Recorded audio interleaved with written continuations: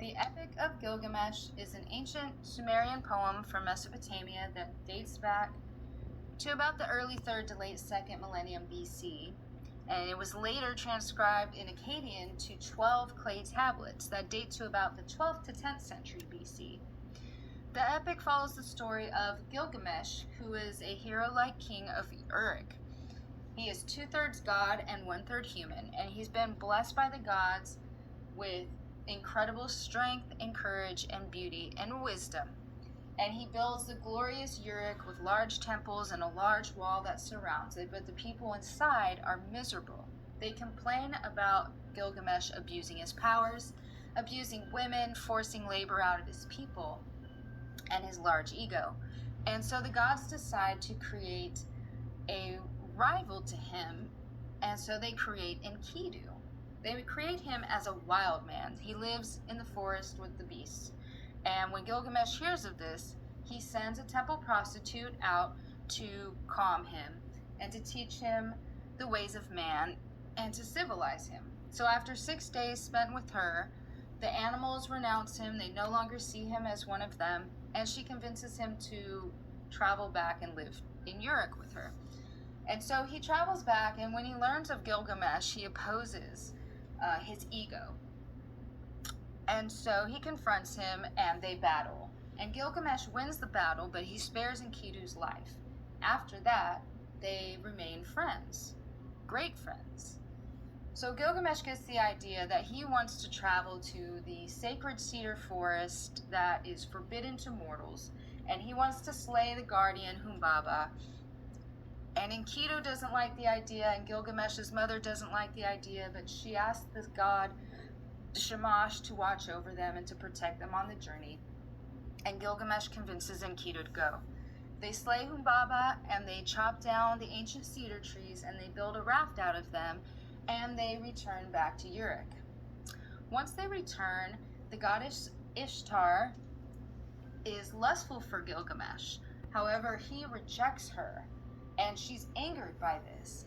So she asks her father to send down the bull of heaven to avenge Gilgamesh's rejection. So he sends the bull of heaven down, and Gilgamesh and Enkidu slay the bull. They win the battle. But the gods decide that for slaying the bull of heaven and for slaying Humbaba, the guardian of the ancient cedar forest, that one of them must die, and they choose Enkidu.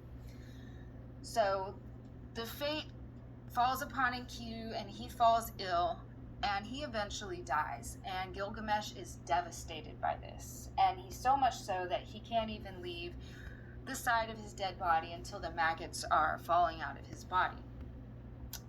He disrobes his kingly attire, and he wears clothes that are wild out of grief for Enkidu. And with his passing, he realizes that death is also his own fate.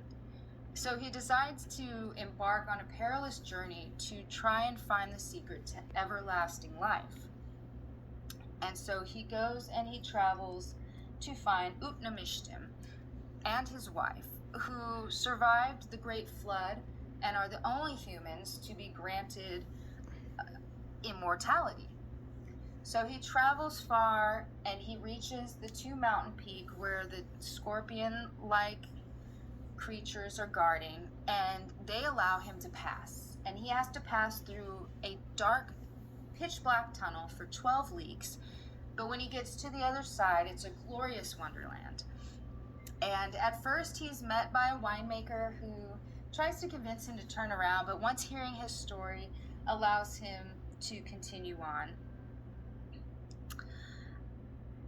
She warns him that immortality is futile, and that death is eventually his fate, and that he should just enjoy the pleasures of the world, but he can't turn away from his purpose. And so he's directed to Urshanabi, who is the ferryman. Urshanabi takes Gilgamesh on the boat to journey across the waters of death. Utnapishtim finally tells Gilgamesh the story of the flood, and how the gods met in council and decided to destroy humankind, but that they warned him about it. So he built a boat and filled it with the seeds of all living things and survived the flood and was granted immortality. And he had reservations that Gilgamesh should be awarded the same immortality that he was awarded, but he decides to give him a chance. And so he tells him that since he wants immortality, he should be able to stay awake for 6 days and 7 nights. And he immediately fails. He immediately falls asleep. And Ushtamniptim tells him to return to Uruk because he's failed. But because the wife convinces him to show some mercy, he does tell him about a sacred plant that can bring youth, like the plant of youth. And so he ties stones to his feet and he sinks down to the bottom of the sea and he retrieves the plant, but he leaves it on the shore of the lake while he's bathing, and a serpent comes up and steals the plant. And he is remorseful and he returns to Uruk with his head low because he failed at both opportunities at immortality. However, although he returns empty-handed, he knows now that he can't live forever, but that humankind will.